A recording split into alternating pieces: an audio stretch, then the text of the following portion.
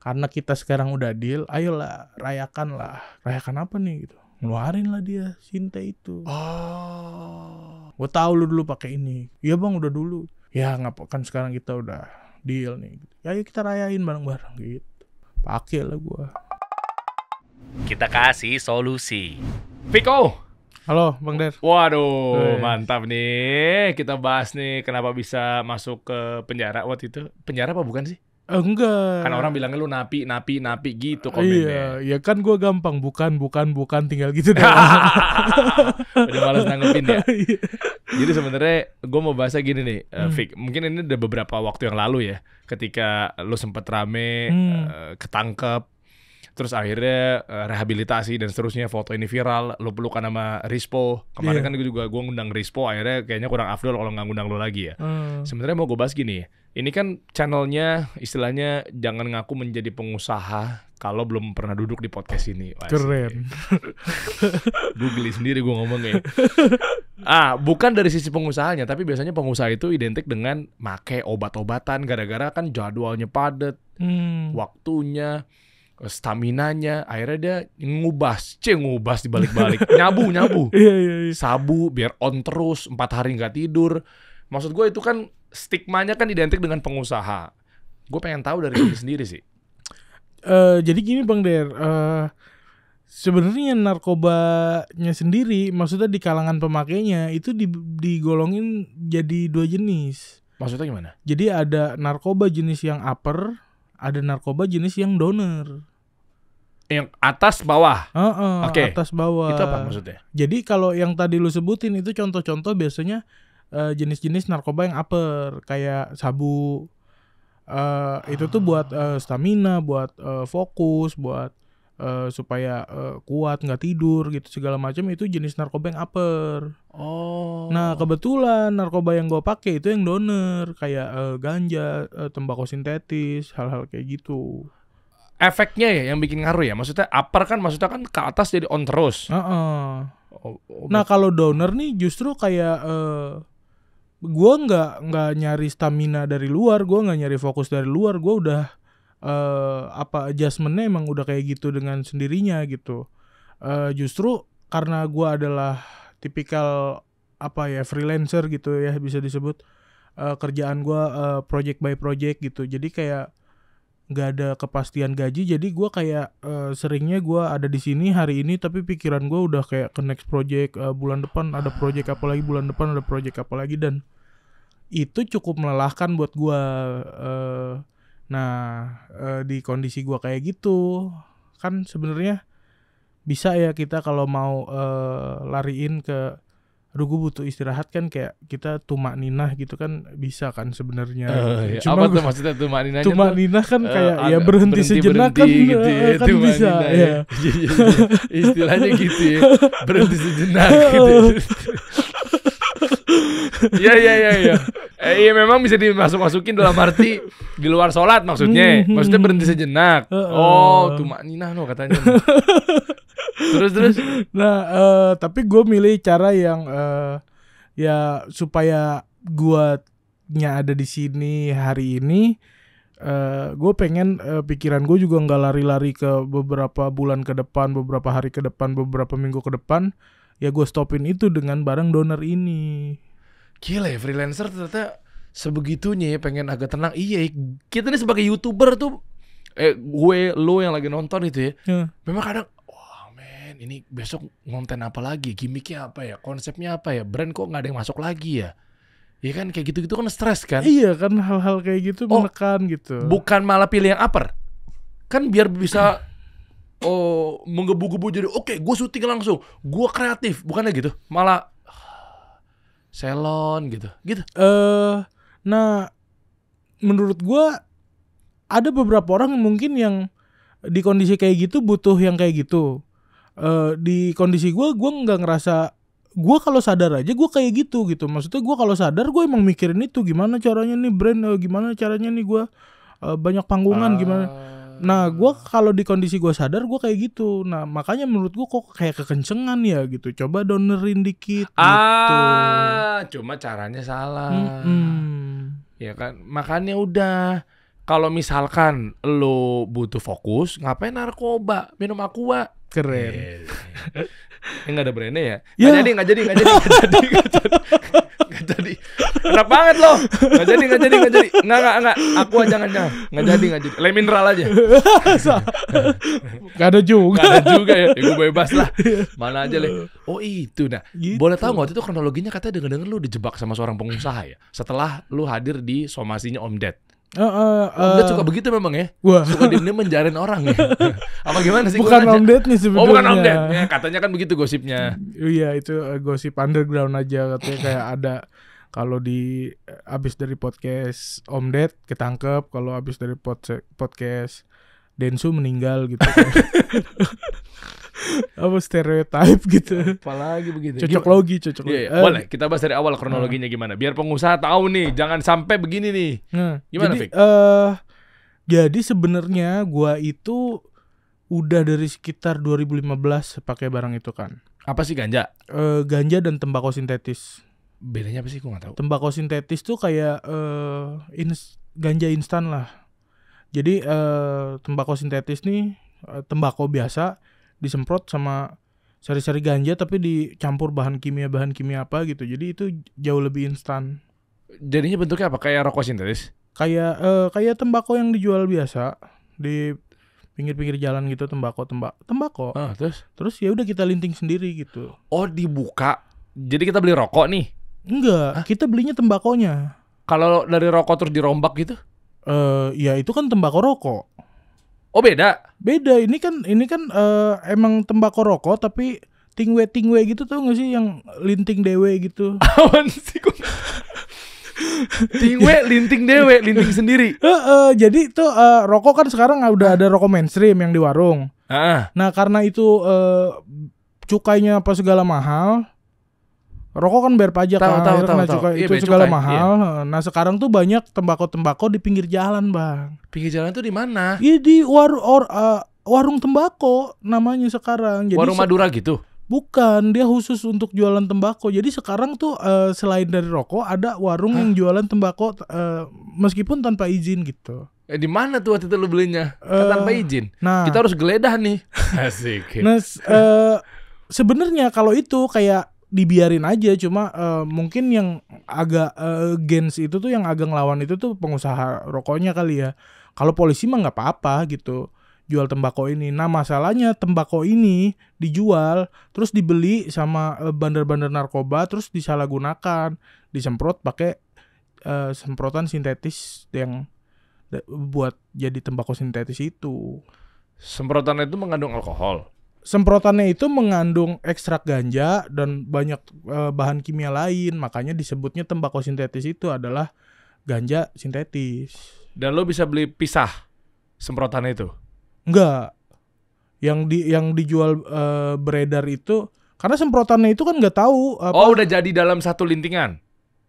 Udah jadi dalam bentuk tembakau yang disemprot terus dijemur terus dijual. Oh, itu iya, tembakau itu sintetis tuh. Tapi ngelintingnya tetap sendiri. Ngelintingnya tetap sendiri. Oh, di semprotan lo juga nggak tahu bahannya apa, pokoknya ini dari situ. Lah, jangan-jangan itu memang ganja kali? Enggak, beda karena kan maksudnya dirasain juga kayak kalau ganja tuh fly-nya kayak apa ya? Enak nih terus kayak lucu dan apa ketawa gitu.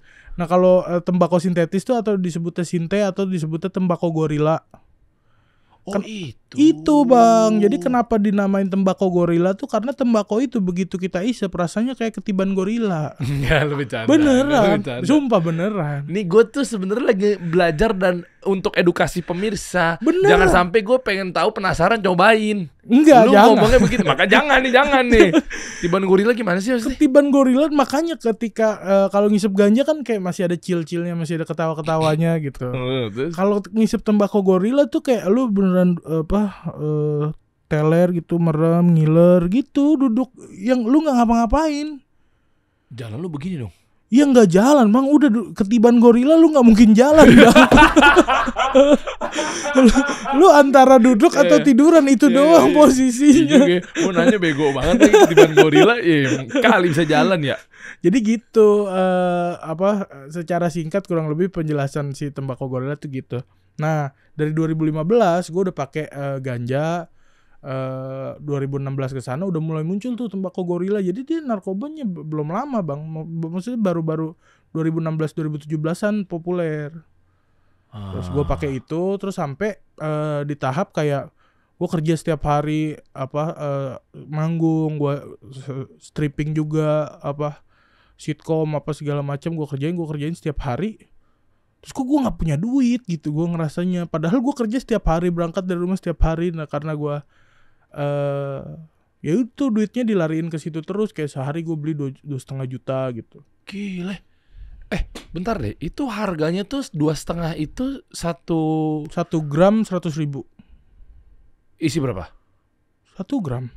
Bukan, isinya 1 gram tuh berapa sih? Tembakau dengan berat 1 gram dijual 100.000. Jadi gue sehari konsumsi itu 25 gram.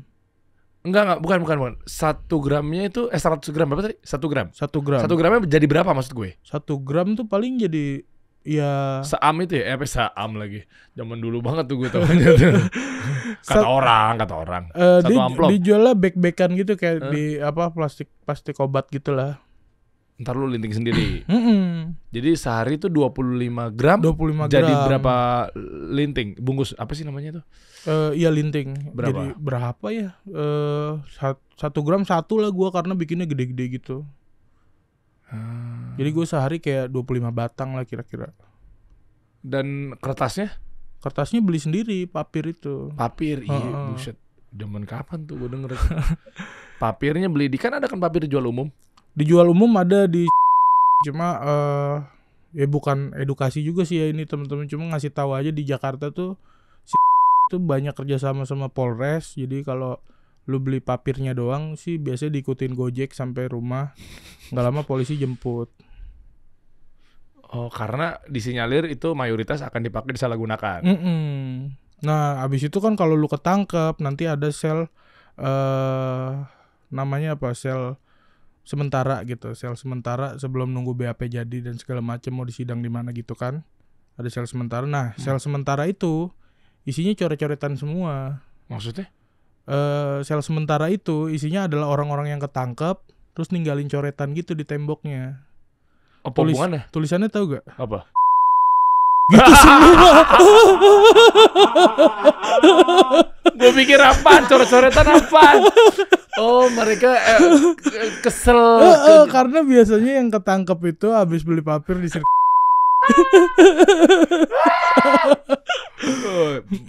beruntung tuh lagi bagus berarti naik namanya. Karena mereka nggak jual. Itu nggak jual. Makanya sekarang jadi sepi ya? Ya nggak tahu.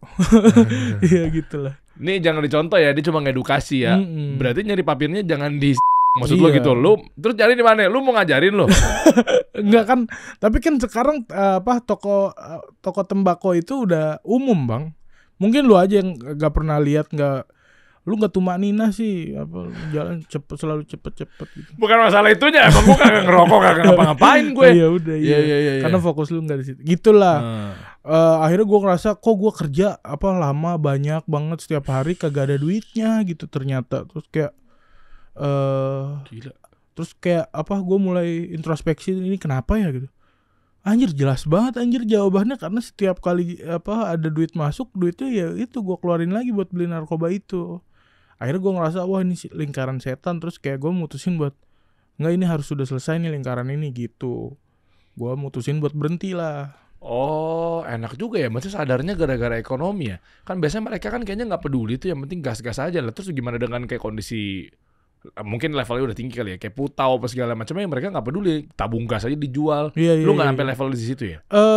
Jadi gini kan, kayak di dunia entertainment itu maksudnya di dunia stand up lah khususnya, itu gua tuh sama abang gua bareng Bang. Maksudnya gua bareng stand up, terus karir gua naik duluan.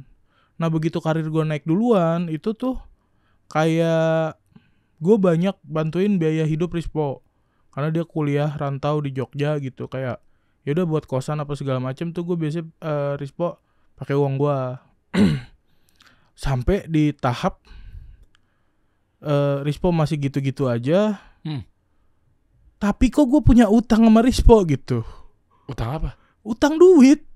Maksud gue kayak Iya, Padahal maksudnya, Rispo kan lu yang bantu biaya hidupnya. tapi Tapi dia lu punya utang. Lah, padahal gue di entertain jalan terus. Rispo masih gitu-gitu aja, tapi dia carilah sampingan dagang vape apa segala macem gitulah, jaga toko vape gitu-gitu. Tapi gue sampai mentoknya tuh gue ngerasa kok gue udah berapa kali, 2 kali apa gitu gue minjem duit Rispo gitu. kenapa? Ya karena gue pengen beli barang itu aja. Masih nyambung ke situ. Jadi karena memang lu udah gak punya duit stand up habisnya buat 2,5 juta, berarti sebulan 50 juta Lebih lah bang. Kok 50 juta deh? 75-an, Hitungan gue gimana sih? 75-an. 75 juta buat begituan doang. Nah ada gue pernah terakhir ngeprint rekening koran tuh, kondisi gue pakai berapa ya, 3 tahunan lah. Gue nggak beli barang apa-apa. Total transaksi gue tuh 1,77 miliar Hey, buat beli narkoba itu doang. haram. Haram. Gila, duit habis segitu buat Viral begituan. itu di Twitter, viral. 1,7 7 miliar. miliar. Nggak beli apa-apa, fokus di begituan. Iya. Gile. Paling beli makan doang lah harian gitu. Ya berapa sih makan? Iya makanya. Ih. 2-3 tahunan itu 1,77 miliar gue habisnya. Itu beli di mana sih? Berani nggak? Instagram. Coba lu cepuin dong. Lu tinggal enggak, maksudnya Coba. ya Kenapa banyak lu juga. tutupin nih? Enggak, banyak juga kayak modelan polisi yang ngejebak pengguna justru yang ditangkapnya. Coba deh. Jadi Dari awal gimana sih kok orang lu nyari di Instagram aja lu udah salah. di Instagram tinggal tulis hashtag Tesu tembakau super, itu muncul akunnya banyak. Nah dari banyak akun ini kita nggak tahu yang pedagang asli mana, yang polisi mana. Kok pemerintah nggak bisa berantas itu semua? Nah jadi kalau dari sudut pandang pedagang ya, dari sudut pandang pemakai kayak gue ya, bekas pemakai kayak gue, kayak itu tuh kita bisa begitu ngeklik toko, kayak kan kita nggak tahu ini bandar beneran atau dia polisi gitu. Jadi kalau begitu dia polisi, begitu gua udah kelar transaksi, gua disuruh ngambil barang, gua samperin, ditangkap, itu kan bisa aja. Nah kalau dari sudut pandang polisi untuk nangkep bandarnya, ya gua nggak tahu gimana caranya. Tapi yang terjadi maksudnya perputarannya begitu gitu. Maksudnya kalau polisi mau nangkep bandarnya ya mungkin susah juga, karena kayak rekeningnya rekening palsu, dia beli rekening orang desa gitu. Oh.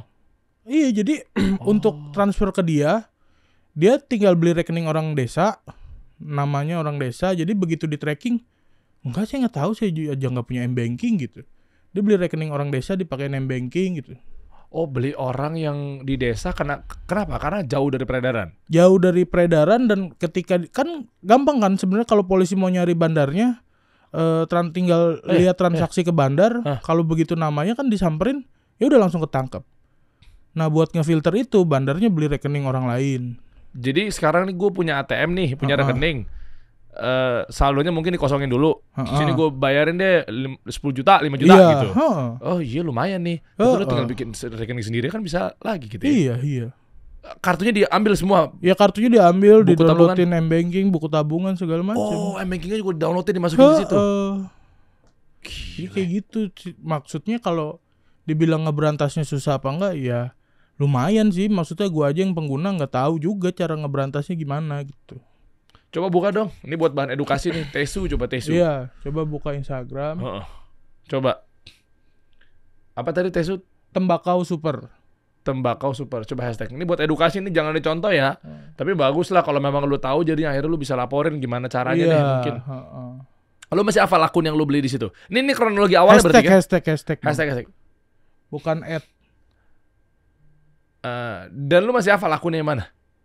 Enggak lah, dia akunnya ganti-ganti. Oh, Tesu Moldens, Tesu Mole. Apa sih itu? Tesu Jakarta, Tembakau Super Jakarta. Lu Tesu kalau Mole mau apa? nyari di Bogor, Tesu Bogor, Tembakau Super. Itu klik aja yang Tesu Jakarta. Coba itu. Nah, ini muncul semua nih akun-akun Tembakau Super. Tembakau Super. Super tuh maksudnya jarum super? Enggak, super itu tembakau yang bukan tembakau biasa, Bang. Oh, oke. Tembakau ini kenceng kalau diisap gitu tuh. Ini akun-akun. Terus sampai ada jaringan, ini akun trusted, ini akun penipu, ini akun trusted, ini akun penipu gitu. Oh, gile. Sebebas itu kan maksudnya di Instagram bisa diakses sebebas ini. Lu tinggal lihat komen-komennya. Enggak, bawahnya. Tuh, Asking Company. Giting murah berkualitas nyuruh 50.000 di Jaktim Bekasi full rute. Tuh, itu akun jualannya. Segampang itu nyarinya. Oh, gila gue speechless man. Narkoba dijualnya begini nih. Begitu sekarang. Gue baru tahu. Udah gitu dia sistemnya tuh namanya mapping, Bang. Gimana tuh? Mapping tuh artinya katakanlah ini udah fix akun beneran, akun bandar. Terus kita transaksi. Misalnya kita mau beli 5 gram. Mau beli tembakau super 5 gram, tembakau gorila 5 gram. Kita mau beli 5 gram, harga segramnya 100.000. Berarti kan kita transfer 500.000. Udah selesai nih kita transfer ke dia 500.000. Kita nggak ketemuan sama dia, Bang. Terus? Dia naruh barangnya di pot atau di tiang listrik atau di mana, difotoin, habis itu kirim map. Kan mapnya bisa ketahuan. Abis dia kirim map, dia cabut, Bang. Oh, lu suruh ke situ.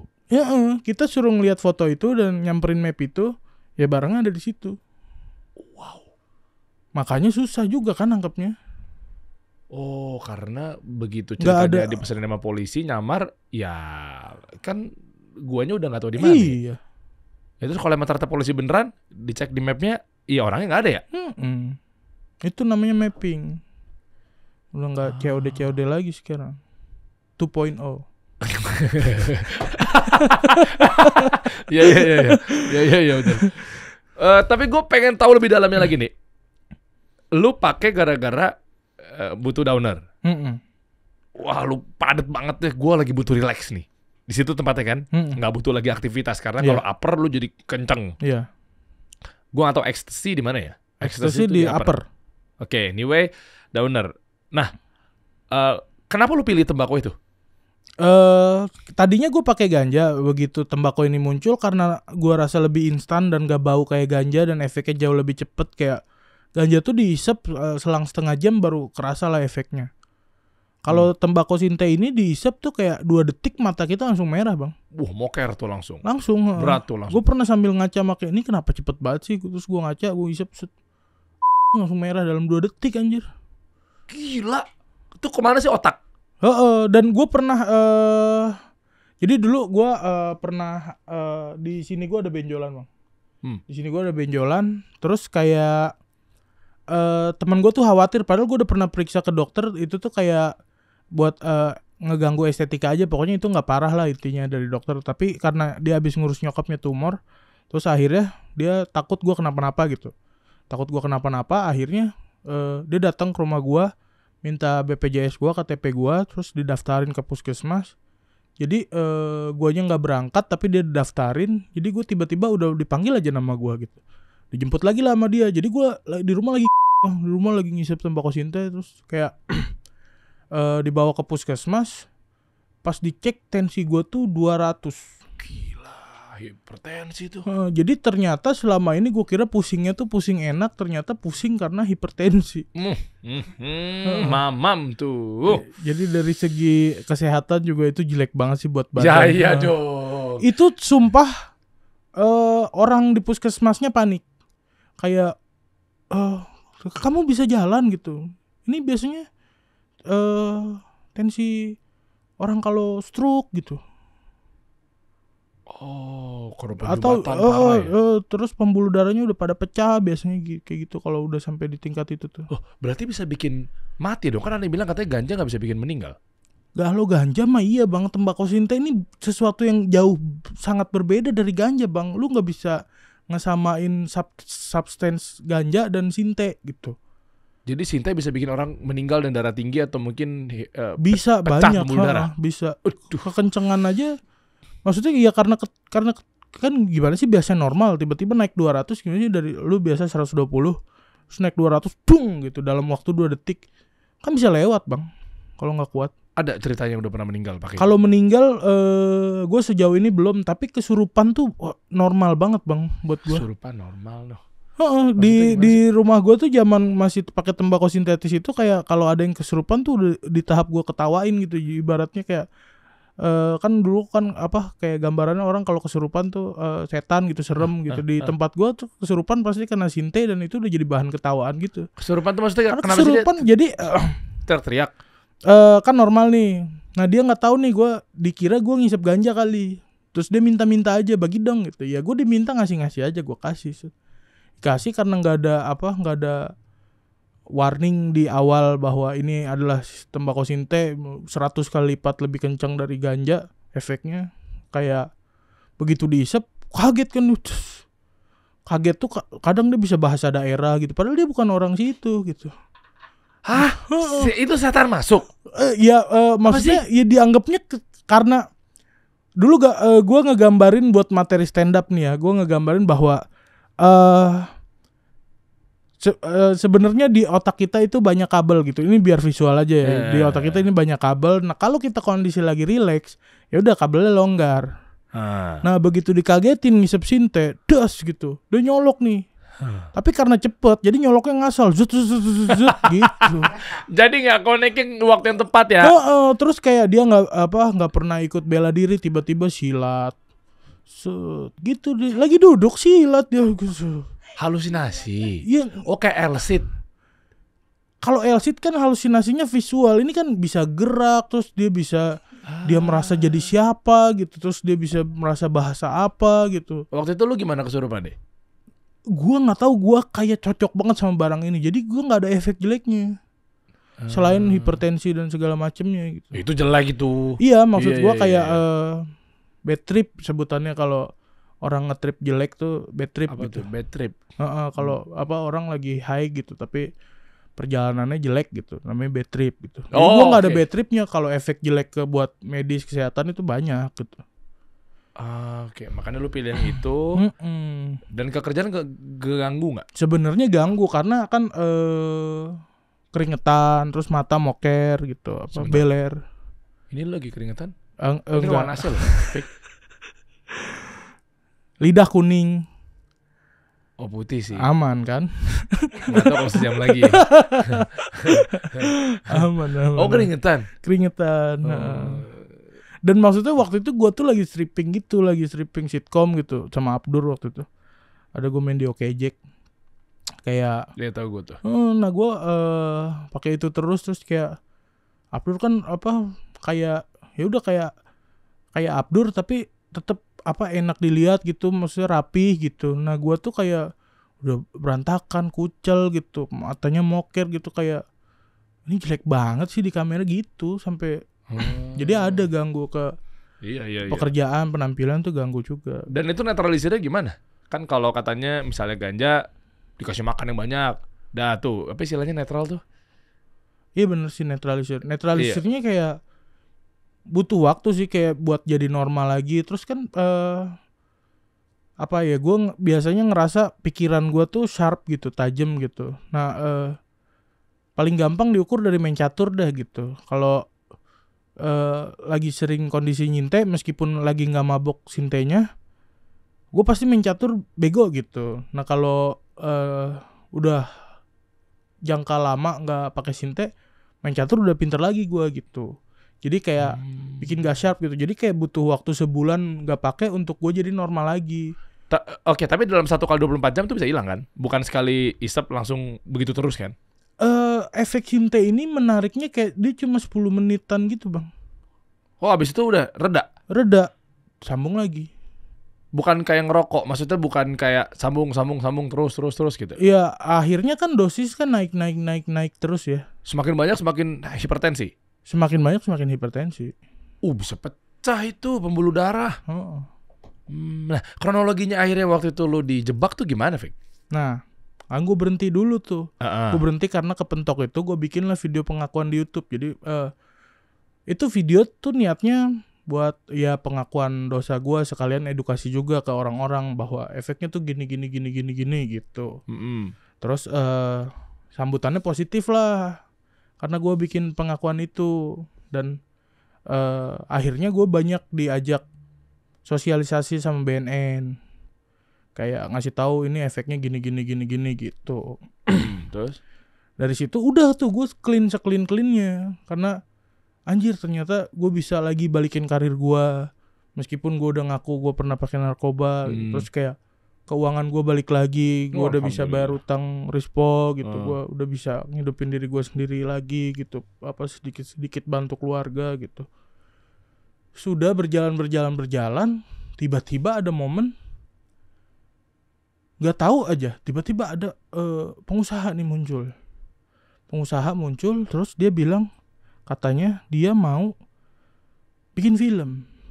Lo kenal sebelumnya? Enggak, makanya gue bilang tiba-tiba dia muncul. Dia ngontak lo? Nah, di belakang gue baru tahu dia bayar komik. Ada komik namanya Ebel Cobra. Tahu. Dia bayar Ebel Cobra buat ketemu gue. Oh, Oke. Ebel Cobra emang suka begitu tuh ceritanya, Ebel lagi tuh. Iya nggak po? Kemarin lo bilang begitu, gue mau ketemu Rispo dong. Dikasih rumah, dikasih rumah duit, gitu, ya. Dikasih duit 5 juta. Emang Ebel cepet banget tuh emang untuk kabelnya tuh, kalau untuk duit tuh. Ini orang yang sama yang ngasih rumah itu? Beda. Oh, beda lah. Baik, itu mah Pak Haji Alwi kan yang ngasih rumah. Haji, Pak Haji, mantep Pak Haji. Saya belum Pak Haji. Yuk. Udahlah, tapi ini baru ketahuan tuh belakangan pas gue udah kelar rehab. Ini seru nih. Terus? Jadi orang ini muncul tiba-tiba, jadi dia punya paman. Pamannya ini punya relasi sama gue. Gue sering main film di PH pamannya. Adalah Star Vision gitu. Terus dia muncul di momen gue lagi mau manggung bareng Ebel. Terus dia ternyata bayar Ebel buat ketemu gue. Terus di backstage, ya karena dia bayar Ebel, dikasih lah akses ke backstage sama Ebel. Di backstage dia ngomong, bro, paman gue itu Papa Arwes, dia yang punya Star Vision. Gue ini ponakannya. Gue bisnis gue di properti, tapi gue mau ngalahin paman gue. Gue juga mau bisnis film. Nah, gue tahu potensi lu, gue tahu tulisan lu gitu. Lu bisa nggak bantuin gue bikin film gitu. Jadi dia ngajak project nih bikin film. Terus dia datang dengan baju-baju branded gitu, sepatu barang branded semua, mobil bagus. Ngomong kayak gitu, terus kayak gue merasa dalam hati, anjir, akhirnya ada yang lihat potensi gue. Oke lah. Mulai tuh gue nulis sinopsis, gue bikin tektokan sama dia. Oke. Sampai akhirnya tiba-tiba itu dalam semingguan lah gue tektokan terus ide sama dia. Tiba-tiba di hari ke-7 itu dia nelpon gue kayak jam 2 malam. Video call gue bilang, bro, ayo kita tanda tangan kontrak gitu. Gue, ya besok pagi aja nggak sih pak gitu. Enggak, sekalian kita finalisasi ide ini, sinopsisnya. Karena ide itu muncul jam-jam segini. Saya capek pak gitu, besok aja ya gitu. Terus dibukain koper, isinya duit semua. Goyang tuh. Gue jam 2 malam capek, duit sekoper sih OTW gue tutup. Iya pak, emang ide mengalir pak jam segini tuh. Langsung tuh gue jalan ke sana. Sampai sana tuh kayak masih bener lah, masih tektokan ide kayak setengah jam lah gue masih bahas sampai akhirnya kita salaman.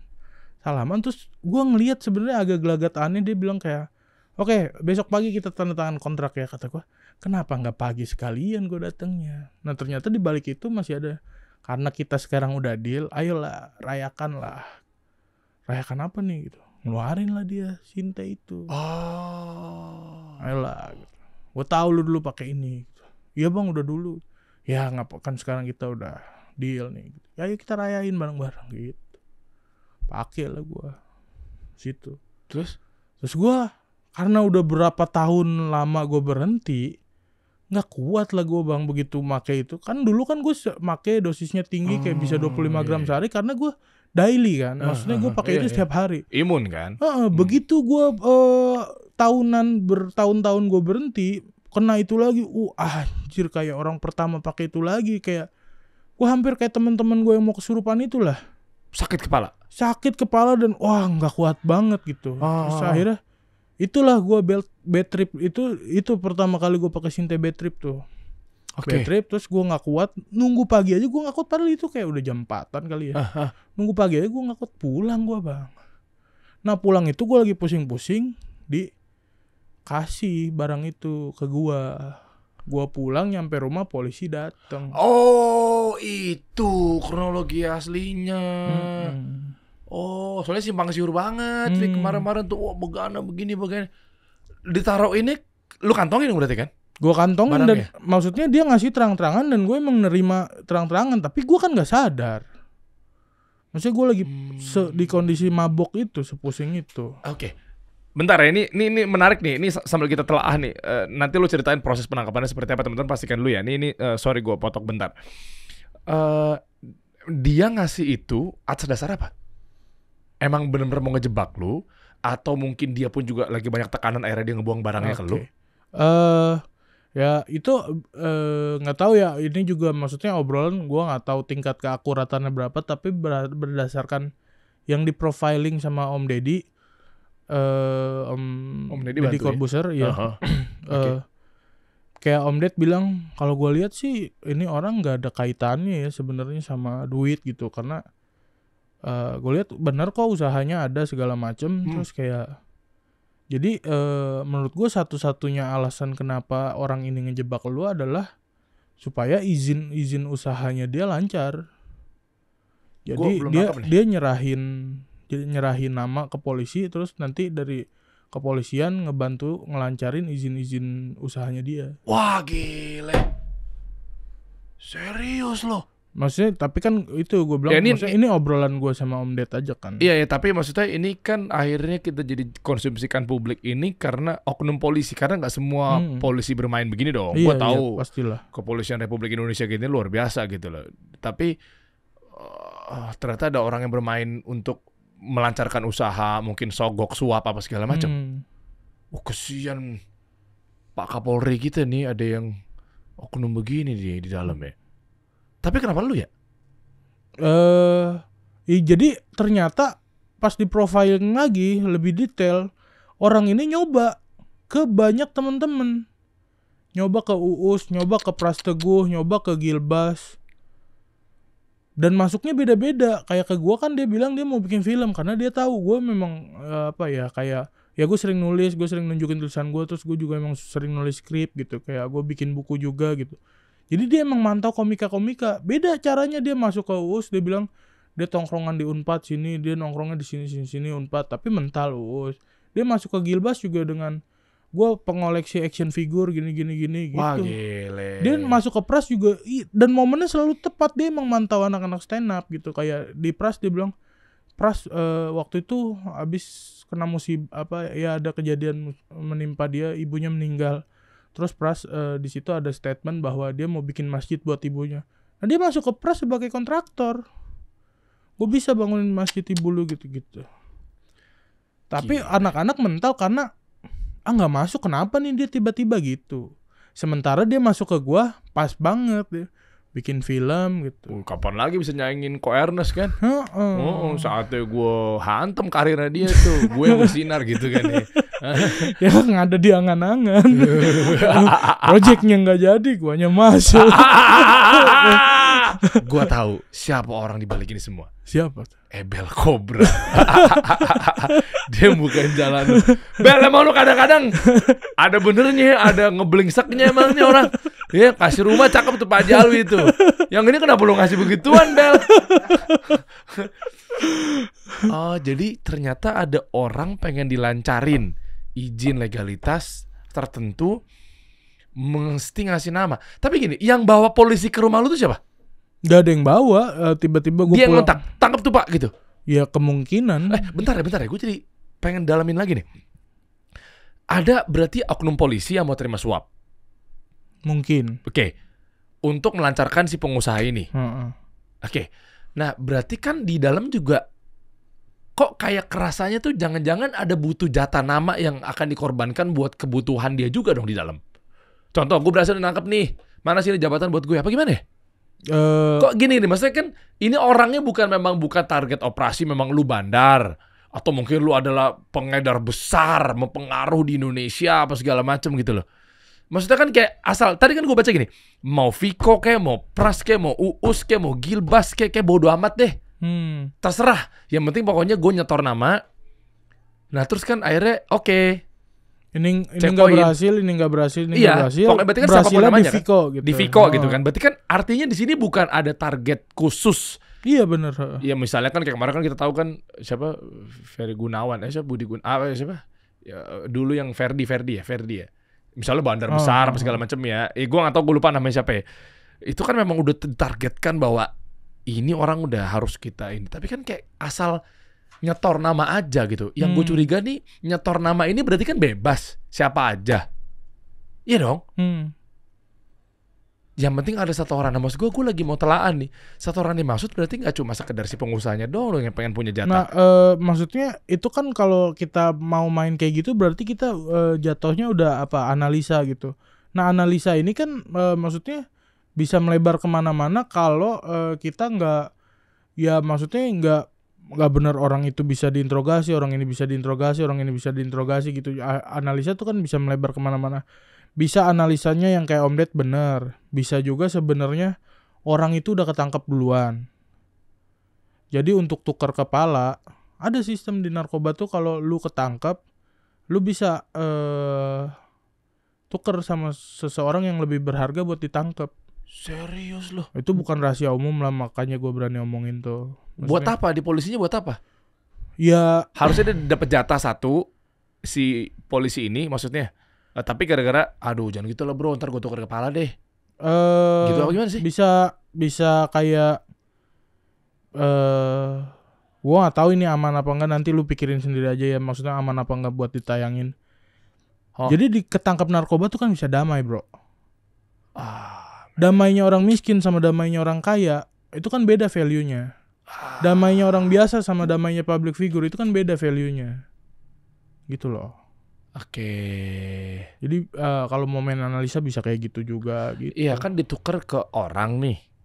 Maksud gua orang ini buat apa di dalam? Maksudnya kayak orang yang lebih bervalue gitu. Mungkin kalau polisi bisa nangkap orang yang lebih bervalue, dia mungkin bisa dapat penghargaan yang lebih gitu nggak sih?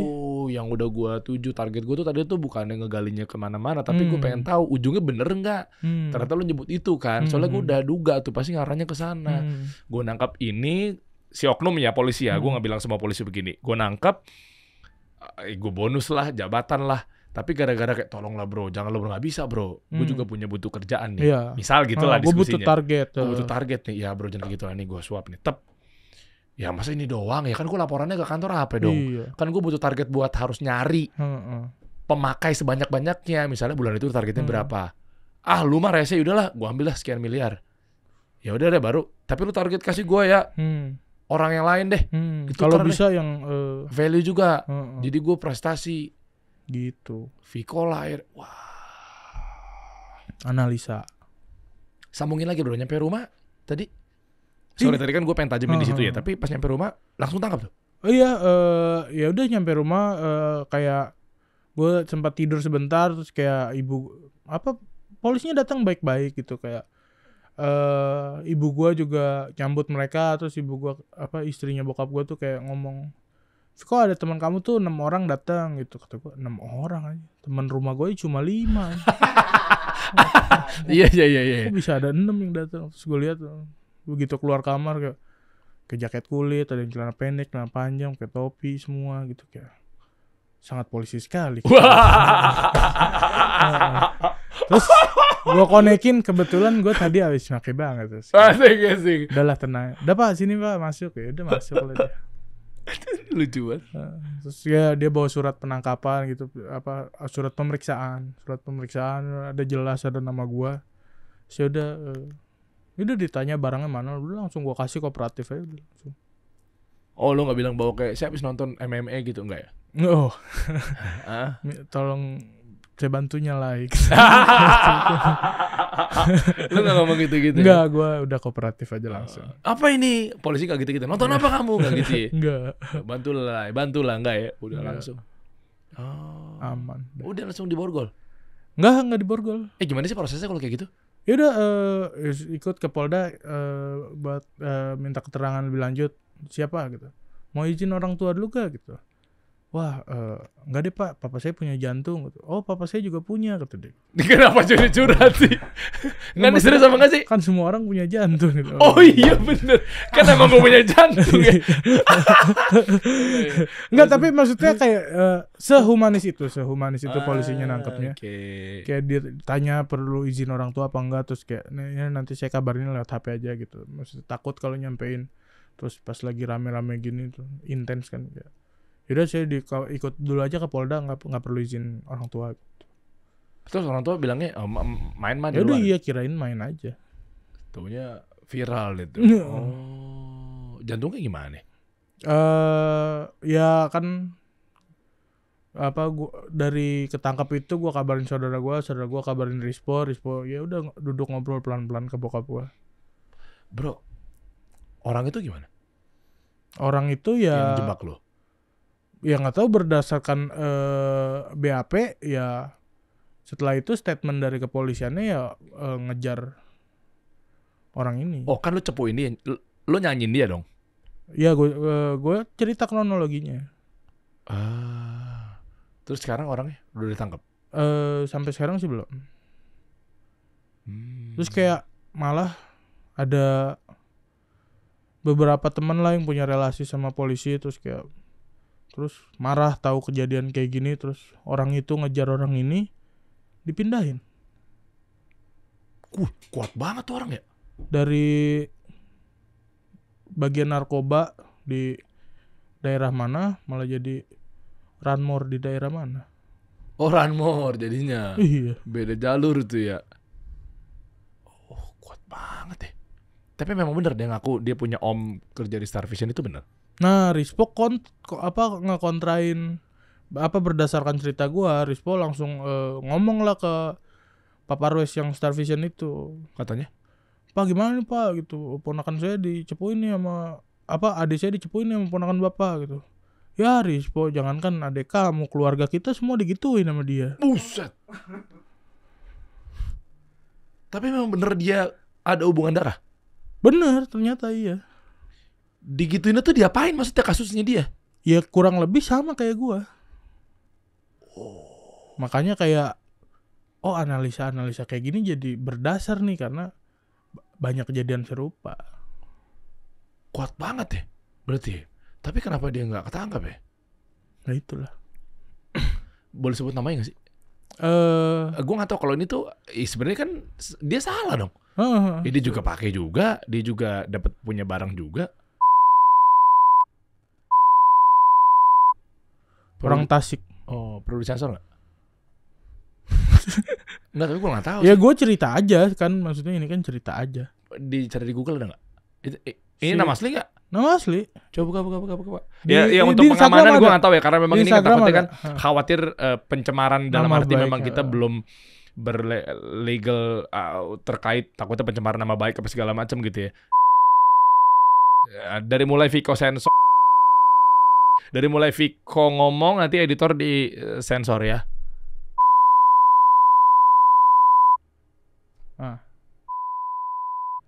Atas. Nah. Emang ini orangnya? Lu hafal? Iya, India. Itu dia. Oh, ganteng ya. Ngapa jadi gue komenin lagi ya? Itu ganteng bener. Dan kenapa gue nggak ada kecurigaan lain bahwa kasusnya bukan ini, karena begitu gue ditangkap, berita gue naik, besoknya dia masih ngirim foto gue giting sama dia. Ngirim ke WhatsApp gue. Ngeledek, tahu gak foto gue sama dia lagi giting, ngeledek captionnya gini. Salam coach timnas Indonesia. Coach timnas adalah Sinte adalah barang bukti gue. Sinteyong maksudnya? Sinteyong. Plesetan. Iya. Wow. Gile. Dan maksudnya kan sebenarnya kalau ketangkep tuh barang bukti, chat apa semua kan diperiksain sama polisi gitu. Ada chat aneh apa nggak nyambung apa kan pasti polisi langsung ini gimana. Chat dia doang yang nggak ditanya. Tapi kan lo kunjukin ini orangnya. Ya iya makanya. Terus polisi bilang Ya udah di skip aja.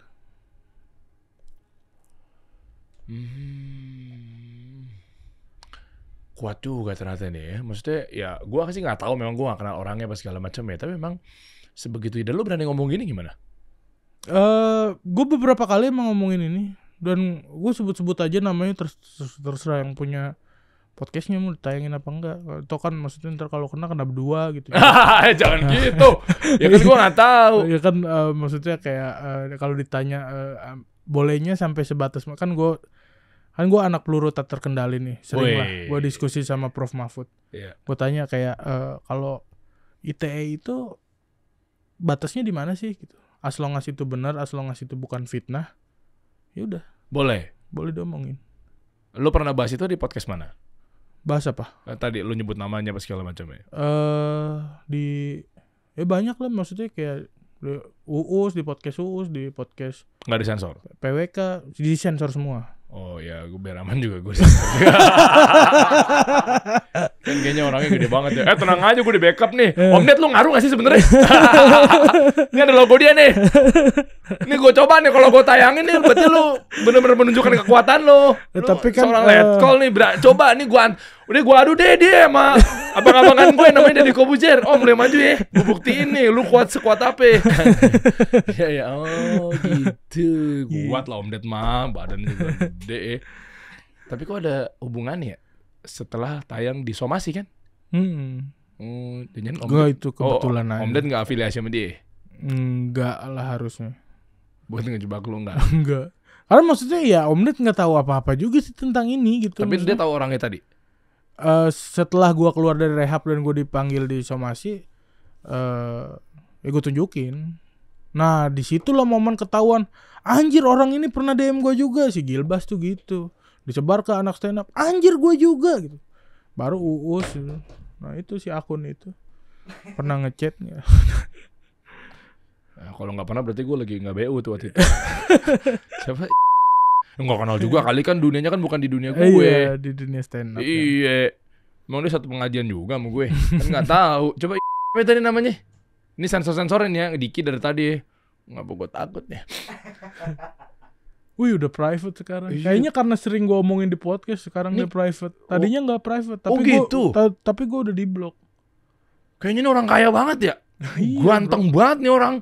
Elit banget tuh. Itu kayaknya tuh nggak tahu luar negeri apa di Bali itu. Kayaknya kehidupannya Masya Allah gitu. Di private 2.000-an. Bukan artis nih bro. Bukan. Kok kayak artis ya perawakan ya? Coba lihat. Apa sih? Nggak ada kalau gue cari. Ada nih.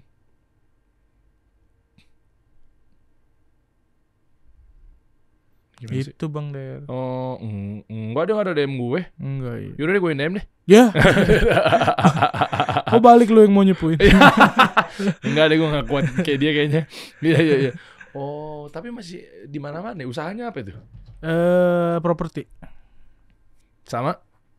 Nggak tahu, setahu gue Servia tuh kain sih kalau di. Oh, dia ada Indianya ya? Iya. Oh iya tadi ya. Dia di Tasik. India putih gitu, keren gitu. Dan kedepannya ternyata lu harus lebih berhati-hati lagi dong. Apa hikmahnya dari sini, Fik? Menurut gue ya, kalau disuruh ambil sisi positif dari apa yang terjadi, dan gue emang percaya beneran bahwa ini adalah sisi positifnya. Gue kena kasus ini di saat gue masih lajang, masih single. Jadi maksudnya gue tahu ini nyusahin banget buat keluarga gue, bikin malu, aib segala macem. Tapi gue nggak dalam kondisi punya tanggung jawab sama anak orang. Jadi gue masih single. Oke. Dan gue memang pada saat itu sudah berhenti, tapi ternyata berhentinya gue ini masih bisa digoyang. Dengan ditawarin duit apa segala macam, terus gue ngerasa kayak gue harus nge-entertain produser gue gitu. Jadi gue masih mau nyentuh barang itu karena ada belum seteguh itu untuk berhenti gitu. Nah kalau sekarang even gini, lu nawarin gue, Fik nih Sinte isep, lu masuk surga. Lu ngisep ini lu masuk surga. Nggak mau gue bang. Kenapa? Kan surga bagus. Iya nggak, maksud gue kayak. Kenapa contoh? Stop. Taruh. Lu isep ini lu. Taruh. Gue potong. Gue baru ngeh nih. Kenapa contohnya kalau pas dia tuh tadi barusan film ke Uus ini, pas di gue tuh kayak tawaran surga. Maksud gue kayak kesannya dibilangin sama netizen jadi bener tuh pemegang kunci surga gitu. Yang kerjanya dawahin orang, hantem doang, haram-haramin. Gak, itu kan jenggot tuh lihat, itu framing lu aja. Padahal maksudnya gue kan ada contoh lain, Vic. Gue ngomong ini, gue ngomong hal yang sama persis sama Pras tuh nggak masalah gitu, karena dia nggak ngerasa dirinya di framing kayak.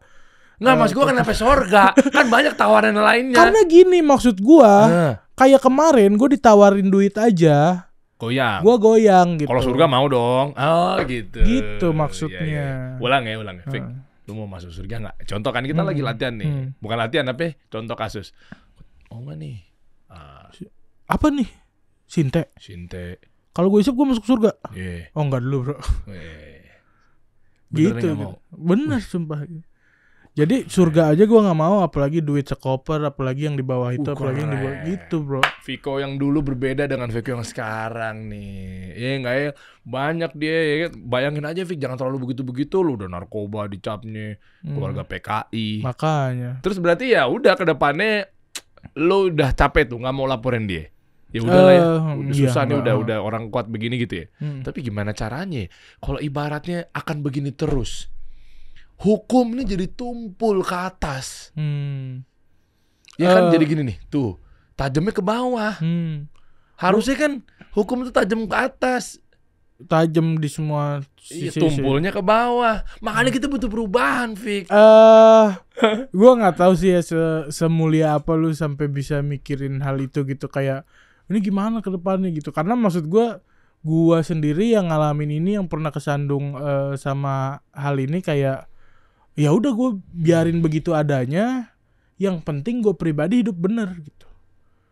Maksud gue kayak lu kan mikirin society nih gimana nih kalau berjalannya masih begini. Ada oknum yang ini, ada orang yang begini, ada yang tugasnya buat ngejebak ini, buat nanti lu masih mikirin itu kan. Karena lu gak kesandung masalah itu. Begitu gue yang udah ngerasain kesandung masalah ini, terus kayak anjir berat banget ya hidup gue gitu. Hidup gue sendiri aja untuk balikin gue ke track yang benar, untuk balikin gue kayak di jalan yang lurus, untuk berusaha hidup baik-baik saja dan tetap bisa mencukupi segala sesuatunya, itu udah berat gitu. Kenapa gue harus tambah dengan terbebani dengan mikirin society yang kok ada sistem yang begini, bullshit udah. Itu biarin aja berjalan begitu, as long as gue hidup baik, as long as gue ditawarin yang jelek-jelek gue nggak mau, as long as gue ditawarin yang aneh-aneh gue nggak mau ambil, gue nggak mau terlibat. Berarti kan gue jalannya lurus. Insya Allah kalau lurus-lurus aja kayaknya nggak kena hal-hal yang kayak gitu. Udah tobat belum? Siapa? Misalnya kan meskipun lu nggak usah ceritain ya, mungkin dengan lu coba tobat, minta sama Allah nggak mau ngelakuin kayak gitu lagi, siapa tahu Allah mudahin ke depannya, jadi tanpa harus pakai begitu untuk ngejalanin freelancer lu itu gitu loh. Iya, ya ini lagi mulai cari-cari tahu ilmunya juga sih, nanya-nanya ke Abdur gitu. Masya Allah, pantesan udah nunggu jenggot ya. Mudah-mudahan nanti kita lihat ya, ke depannya akan ada gebrakan-gebrakan baru lagi apa nih dari Viko. Lu mau ngapain lagi sih, Vik? Terakhir nih di ujung obrolan kita nih. Banyak sih yang pengen gue lanjutin, kayak gue udah nulis 2 buku, gue menantikan banget buku ketiga gue, karena kayak waktu itu Bang Raditya Dika pernah bilang sama gue, jangan sebut dirimu penulis sampai kamu pernah menerbitkan setidaknya 3 buku selama hidupmu gitu. Dalam. Dan buku itu akan difilmkan maksudnya? Nggak tahu sih. Buku pertama dan kedua tuh emang beberapa kali ada PH yang nawarin untuk difilmin pas lagi zaman-zamannya personal literatur jadi film tuh, terus kayak tapi kayak idealis gue waktu itu belum cocok. Sekarang sih kayaknya segala sesuatunya tergantung lobbying. Oke. Ya, kalau kontak kemana Fik? Di sini ya Fik ya? 0813-623 itu di kontak lu ya? Ya, itu. Masya Allah. Kita tunggu aja deh. Ya, mudah-mudahan juga nanti tidak ada lagi korban-korban berikutnya stand up comedian. Abis ini si Afif ya datang ya? Iya, Afif pernah di DM gak ya sama orang itu? Sejauh yang gue tahu belum sih. Belum ya? Tapi cerita ini kurang lebih Afif tahu sih. Oh, ada di stand up. Kenapa stand up comedian ya? Gue penasaran di situ ya. Iya, karena orang ini pemerhati stand up comedy banget, dia stand up fest datang, acara-acara gede stand up comedy datang semua dia. Bagus ya, Bang. Bang, nggak usah nonton podcast, nonton stand up aja. Podcast mah enggak menarik, Bang. Enggak.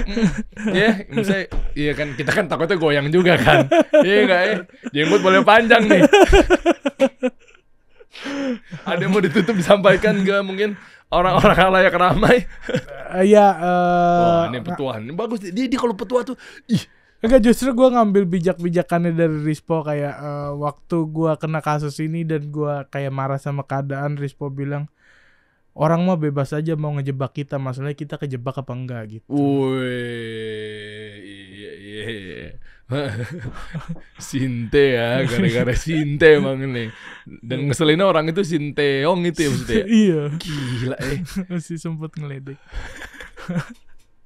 Maksud gue udah ngejebak, masa masih ngeledek juga gitu kayak. Apa tuh artinya tuh kalau boleh tahu? Gak tahu, kayak mungkin dia seneng merasa superior kali ya, nggak tahu juga sih.